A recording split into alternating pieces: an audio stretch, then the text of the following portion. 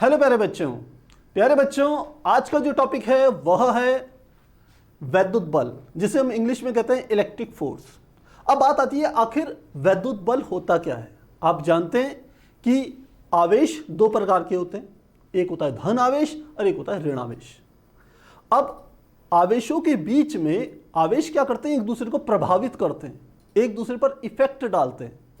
तो इफेक्ट डालने का हम जो देखते हैं कि ये किस प्रकार से एक दूसरे को प्रभावित करते हैं, उसका एकमात्र तरीका है उनके बीच में लगने वाला बल। तो मैं पहले बात को आपको समझाऊंगा और फिर उसके बाद हम इसकी डेफिनेशन लिखेंगे। मैंने कहा कि मेरे पास आवेश, अभी तक हमने जो चर्चा करी है आवेश की, कि जो आवेश होता है वो दो प्रकार का होता है। कितने प्रकार का? दो प्रकार का। एक होता है हमारा जिसे हम कहते हैं धन आवेश, और दूसरा हमारा होता है वो होता है ऋण आवेश। ऋण आवेश, ये दो प्रकार के आवेश हो गए। अब हमने पिछली बार भी बात करी थी कि समान आवेशों में प्रतिकर्षण बल और विपरीत आवेशों में आकर्षण बल काम करता है। तो क्या कहा था हमने? इंपॉर्टेंट बात क्या कही थी? समान आवेशों में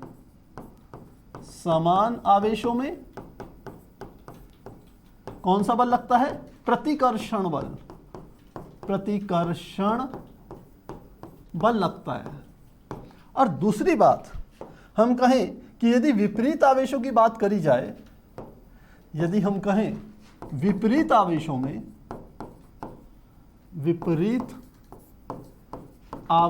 में कौन सा बल लगता है? आप जानते हैं वह होता है आकर्षण बल। आकर्षण बल ये कार्य करता है। तो इस हिसाब से देखें तो हम किसी ये देखना चाहें कि कोई वस्तु आवेशित है या नहीं, तो उसका एकमात्र तरीका एक तो ये है कि आप उसके बगल में कोई एक ऐसी वस्तु लाएं जिसका आपको पता हो इसमें आवेश होगा। मैंने यहां पर कोई एक वस्तु रखी, यहां पर एक वस्तु रख ली, ये ए वस्तु है। मैं इसके समीप में कोई दूसरी वस्तु लेकर के आता हूं, ये दूसरी वस्तु है बी। यदि बी ए की तरफ आकर्षित हो तो हम कहेंगे इन दोनों के बीच जो हम कह सकते हैं बल है वो आकर्षण बल है। तो यह दोनों के दोनों क्या होंगे? विपरीत आवेश होंगे। तो मैंने कहा ए क्या हो रहा है? बी की तरफ खींच रहा है, और बी क्या हो रहा है? ए की तरफ खींच रहा है। इसका अर्थ है इन दोनों के बीच में जो बल लग रहा है वो कौन सा बल है? आकर्षण बल। आकर्षण बल। अब संभावना यह है कि यह दोनों आवेश, जो दोनों वस्तुएं हैं, वो विपरीत आवेशित है। एकमात्र संभावना, इस निष्कर्ष पर हम कह सकते हैं, पहुंच सकते हैं। तो यदि यह वस्तु धनावेशित है तो यह वस्तु क्या होगी? ऋणावेशित होगी। क्लियर होगी बात? सेकंड, हम दूसरी तरीके से इसको फिर और ले सकते हैं। हमने कहा कि यदि हम कोई दूसरा कलर ले लेते हैं, येलो कलर ले लेते हैं, चलिए, और दूसरा ये ले लिया हमने फिर से एक वस्तु बनाई। यहां ये हमारी मान लेते हैं सी वस्तु है, और इसके बगल में कोई एक दूसरी वस्तु मैं लेकर के आया, जिस वस्तु का हमने कहा नाम क्या है? डी है।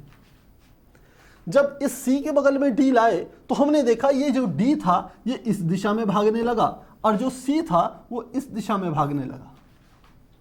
तो इसका अर्थ है कि इन दोनों के बीच में जो बल लग रहा है वह कैसा बल है? वह है प्रतिकर्षण बल। तो बीच में कौन सा बल लग रहा है? प्रतिकर्षण बल लग रहा है। काफी आसान है। तो ये यदि प्रतिकर्षण बल लग रहा है इन दोनों के बीच में, इसका अर्थ है इन दोनों पर समान आवेश होगा। यदि ये वाली वस्तु हम कहें धन आवेशित है तो ये डी वाली वस्तु भी क्या होगी? धन आवेशित होगी।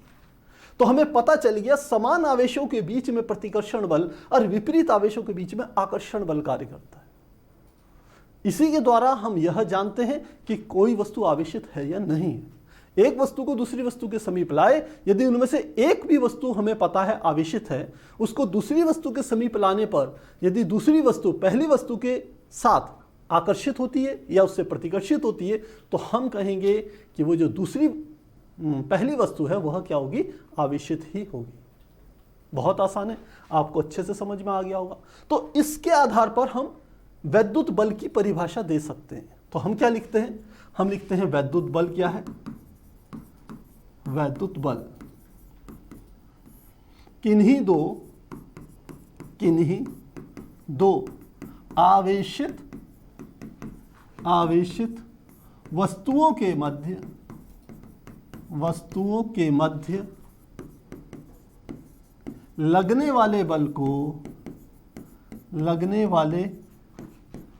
को वैद्युत बल कहते हैं, वैद्युत बल कहते हैं। और साथ ही लिखेंगे वैद्युत बल दो प्रकार का हो सकता है, वैद्युत बल दो प्रकार का होता है।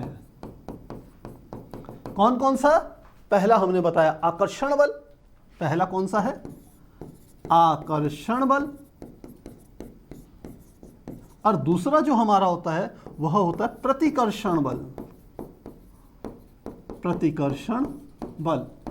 साथ में हमने यहां लिखा हुआ है कि समान आवेशों में प्रतिकर्षण बल और विपरीत आवेशों में आकर्षण बल लगता है। उसी चीज को हम चाहे यहां भी लिख सकते हैं, समान आवेशों के बीच, समान आवेशों के बीच लगता है। और सॉरी, ये हमने गड़बड़ लिख दिया, समान आवेशों के बीच नहीं, यहां पर आएगा विपरीत आवेशों के बीच। तो क्या लिखेंगे इसे, हम लिखेंगे, क्योंकि आकर्षण बल है तो लिखेंगे विपरीत आवेशों के बीच आकर्षण बल और समान आवेशों के बीच प्रतिकर्षण बल। ये क्या लगेगा, समान आवेशों के बीच, समान आवेशों के बीच। तो मुझे लगता है इतनी बात आपको अच्छे से समझ में आ गई होगी कि वैद्युत बल क्या होता है। पहली बात, वैद्युत बल कितने प्रकार का होता है, और वैद्युत बल जो दो प्रकार का होता है वह किस परिस्थिति में काम करता है। जैसे आकर्षण बल विपरीत आवेशों के बीच में और प्रतिकर्षण बल समान आवेशों के बीच में। तो प्यारे बच्चों, मुझे लगता है ये चीज आपकी होगी क्लियर। पर यहां पर हम केवल बल की प्रकृति ही बताते हैं कि आकर्षित होगी दो आवेशित वस्तुएं या प्रतिकर्षित होगी। हमने यह नहीं बताया कि कितना बल लगेगा। यदि हमें फिजिक्स पढ़नी है तो हमें केवल कह सकते हैं सैद्धांतिक चीजों के साथ साथ हमें परिमाणात्मक मान भी बताने होते हैं। परिमाणात्मक मान का अर्थ होता है कि नंबर भी बताने होते हैं कि कितना बल लगेगा। बार बार बोल रहे हैं हम, आकर्षण बल लगेगा, प्रतिकर्षण बल लगेगा, लेकिन इस बल का मान कितना होगा यह हमने अभी नहीं बताया। तो इसको कैलकुलेट किया था एक साइंटिस्ट थे जिनको हम कहते हैं कूलाम। और कूलाम ने दो आवेशों के बीच में जो आकर्षण अथवा प्रतिकर्षण बल लगता है उसका मान ज्ञात करने के लिए जिस हम कह सकते हैं एक साइंटिस्ट से वो प्रेरित थे, वह हमारे कौन थे, वो थे न्यूटन। क्लास 11th में आपने पढ़ा है न्यूटन के सार्वत्रिक गुरुत्वाकर्षण का नियम, जिसमें आपने पढ़ा था ब्रह्मांड में किन्हीं दो पिंडों के बीच में लगने वाला आकर्षण बल पिंडों के द्रव्यमान के गुणनफल के अनुक्रमानुपाती और बीच की दूरी के वर्ग के व्युत्क्रमानुपाती होता है। यह आपने पढ़ा था। उन्हीं न्यूटन से प्रेरित होकर के कूलाम ने दो आवेशों के बीच लगने वाले बल को हम कह सकते हैं उसके नियम को प्रस्तुत किया, साथ ही हमें सूत्र दिया। इंपॉर्टेंट बात क्या है, कूलाम के नियम में और न्यूटन के नियम में सबसे बड़ा अंतर यह है कि न्यूटन का नियम उन वस्तुओं के बीच कार्य कर रहा है जिनमें द्रव्यमान हो, चाहे उन पे आवेश हो अथवा न हो। लेकिन कूलाम का नियम केवल और केवल उन्हीं वस्तुओं के मध्य काम करता है जिनमें कि हम कह सकते हैं आवेश हो, यानी कि वो आवेशित हो। तो आपने ध्यान रखना है कूलाम का नियम केवल आवेशित वस्तुओं के बीच लगने वाले बल को ही प्रदर्शित करता है। क्लियर होगी बात, आसान है। तो अब चलिए चलते हैं और कूलाम के नियम को समझते हैं। तो सेकंड हमारा आता है कूलाम का नियम। कूलाम का नियम बिल्कुल हमने कहा क्योंकि वो न्यूटन से प्रेरित थे, इसलिए जैसे न्यूटन ने अपना नियम दिया था कूलाम ने सेम वैसे ही दिया। तो लिखते हैं कूलाम के नियम का पहले स्टेटमेंट लिखते हैं। कूलाम का नियम कहता है किन्हीं दो बिंदु आवेशों के बीच में, बिंदु आवेशों के बीच के बीच लगने वाला आकर्षण अथवा प्रतिकर्षण बल उन दोनों किन दोनों, जिन दो आवेशित वस्तुओं के बीच हम बल ज्ञात कर रहे हैं, उन दोनों की बात हो रही है। उन दोनों आवेशों के परिमाण के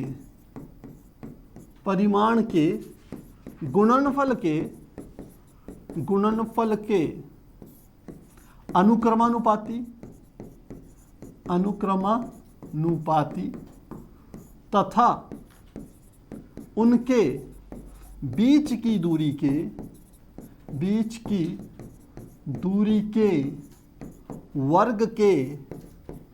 वर्ग के व्युत्क्रमानुपाती होता है।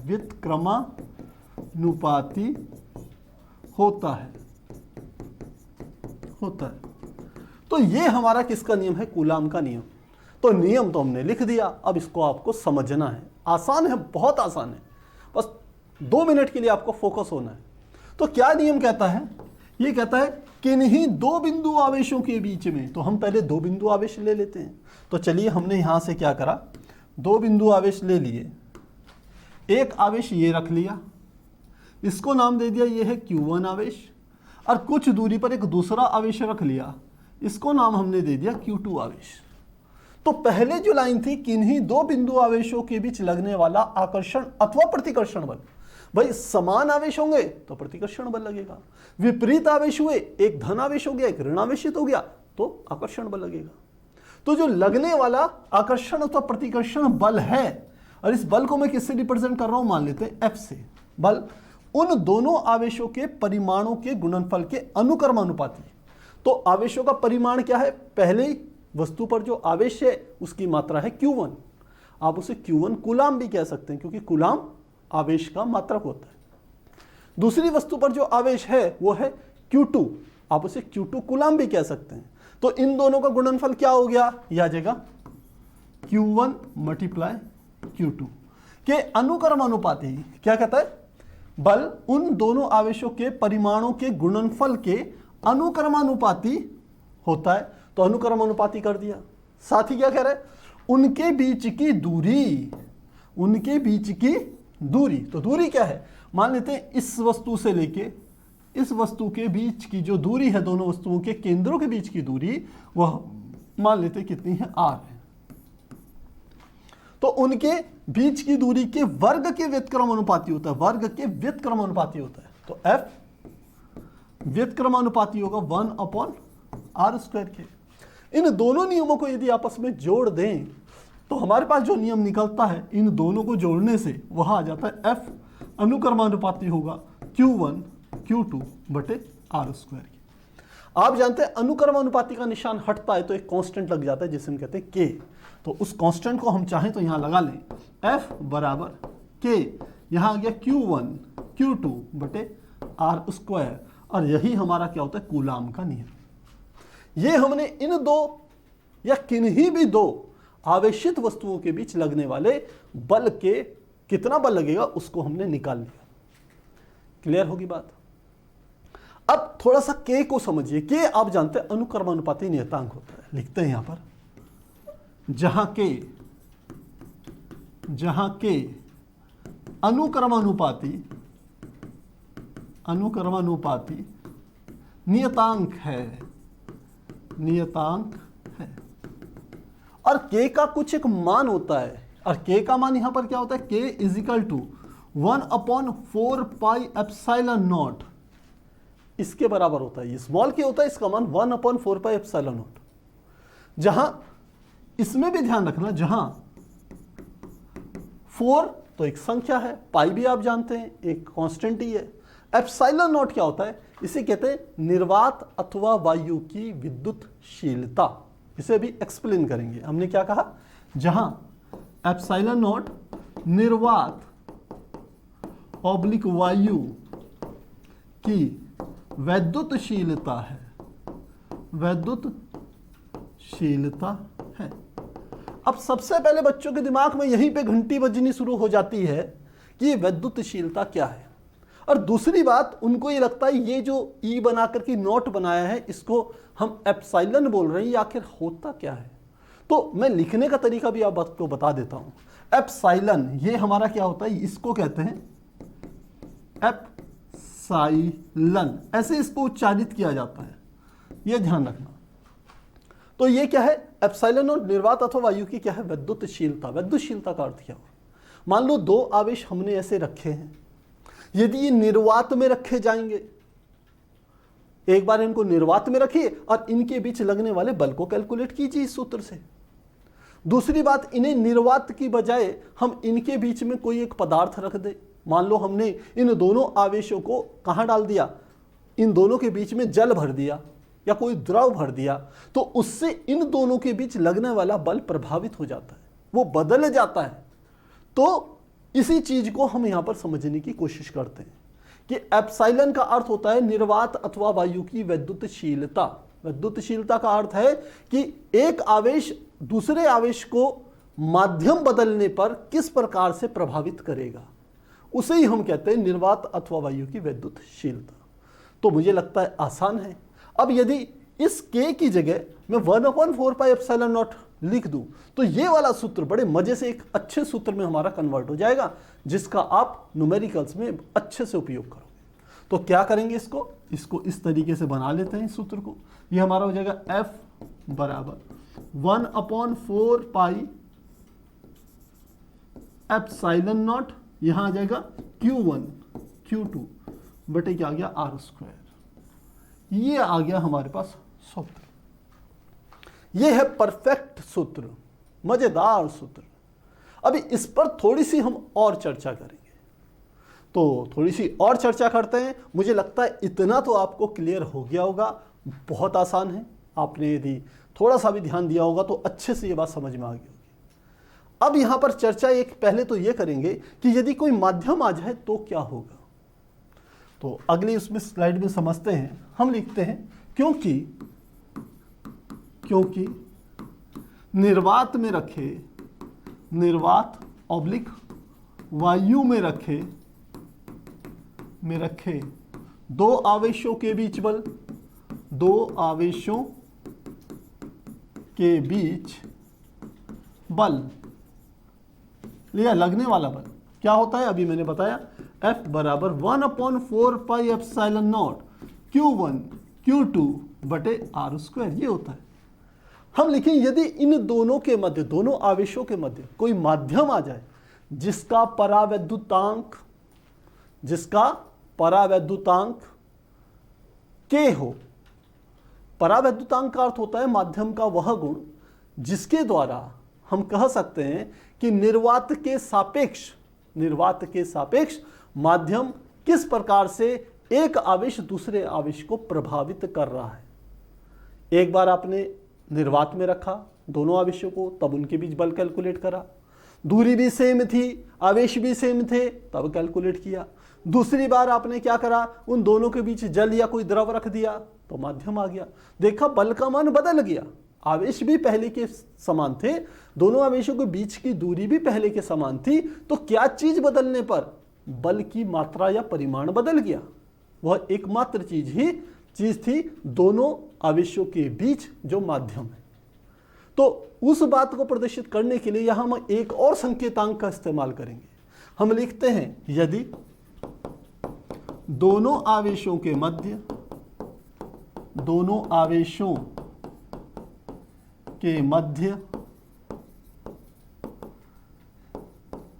एक ऐसा माध्यम है जिसका परावैद्युतांक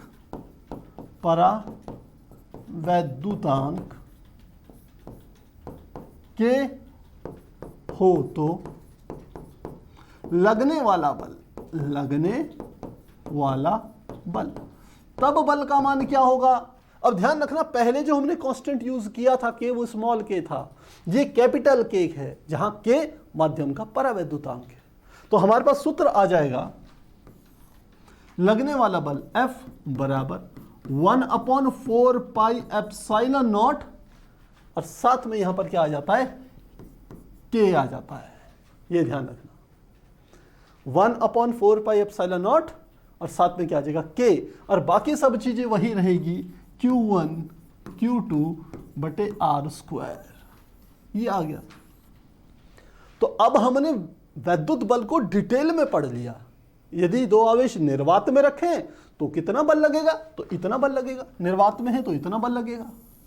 यदि उनके बीच कोई K परावैद्युतांक वाला पदार्थ हो तो उनके बीच कितना बल लगेगा, इतना बल लगेगा।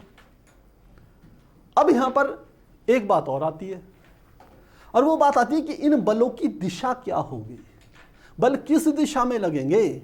तो हमेशा ध्यान रखना, दोनों आवेशों के बीच, दोनों आवेशों के बीच लगने वाले बल की दिशा क्या होगी, दोनों आवेशों को मिलाने वाली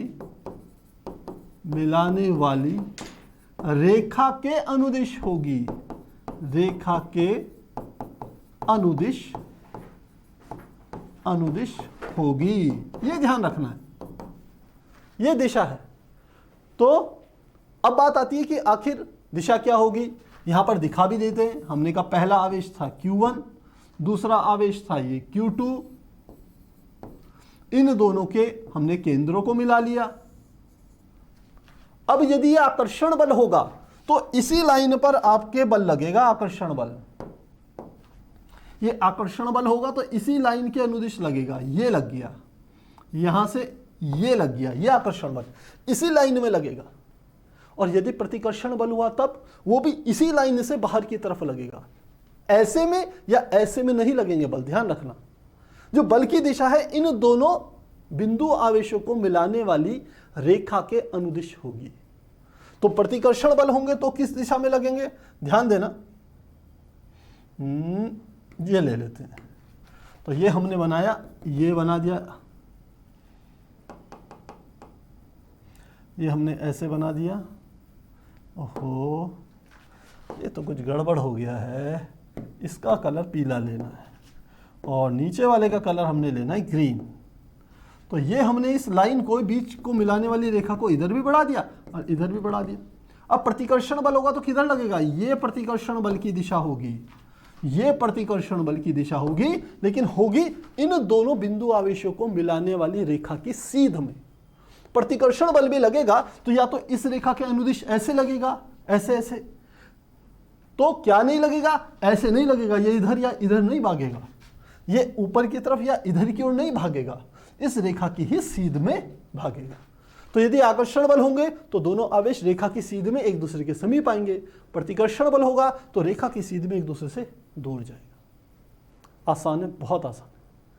तो ये चीज मुझे लगता है समझ में आ गई होगी। तो आज के लिए प्यारे बच्चों इतना ही। मिलेंगे नेक्स्ट क्लास में, और अगली क्लास में जब हम करेंगे तो साथ में एप्सिलॉन 0 इसका मात्रक भी निकालेंगे और कुछ और नई बातों पे चर्चा करेंगे। मिलेंगे नेक्स्ट क्लास में, तब तक के लिए गुड बाय।